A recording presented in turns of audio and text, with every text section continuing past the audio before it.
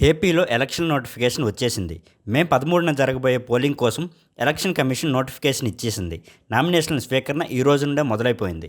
దీంతో అటు వైసీపీ, ఇటు ఎన్డీఏ కూటమి రెండింట్లో కొందరు అభ్యర్థుల్లో కంగారు మొదలైంది.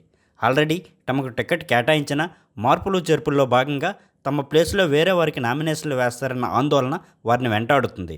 ఎన్డీఏ కూటమిలో సుమారు 12 స్థానాలకు అభ్యర్థులను మారుస్తారన్న ప్రచారం జరుగుతుండగా అటు వైసీపీలోనూ కొందరు అభ్యర్థులను మార్చడం ఖాయమని వినిపిస్తుంది. ముఖ్యంగా ఉత్తరాంధ్ర, రాయలసీమలో ఈ పరిస్థితి కనిపిస్తుంది. ఇక బీజేపీకి చెందిన కొందరు నాయకులైతే తమకు టికెట్ రానప్పటికీ ఇంకా ప్రయత్నాలు చేస్తున్నారు.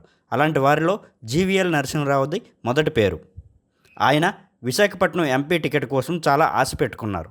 కానీ ఆ టికెట్ టీడీపీకే కేటాయించారు. బాలకృష్ణ అల్లుడికి ఆ టికెట్ ఇచ్చారు. అయినా జీవీఎల్ మాత్రం తన ప్రయత్నాన్ని ఆపలేదు. ఢిల్లీలో కూర్చొని తగ ప్రయత్నాలు చేస్తున్నారు. నామినేషన్ల స్వీకరణ తుదిగడువు ముగిసేలోగా తాను సాధిస్తానని ఆయన చెప్పుకొస్తున్నారు. కానీ విశాఖ ఎంపీ టికెట్ సాధించిన టీడీపీ నేత భరత్ మాత్రం ధీమాగానే ఉన్నారు. ఇక రఘురామకృష్ణరాజు కూడా ఉండి నుండి టీడీపీ తరపున తనకు టికెట్ ఖాయమని అంటున్నారు. దీంతో ఉండిలో ఇప్పటికే టికెట్ దక్కించుకున్న టీడీపీ నేత ఆశలు వదులుకున్నారు. ఇక ఎన్టీఆర్ జిల్లాలోని తిరువూరు ఎస్సీ సీట్ను కొలికిపూడి శ్రీనివాస్కి ఇచ్చినప్పటికీ ఆ స్థానాన్ని ఉండవల్లి శ్రీదేవికి కేటాయిస్తారన్న ప్రచారం జరుగుతుంది.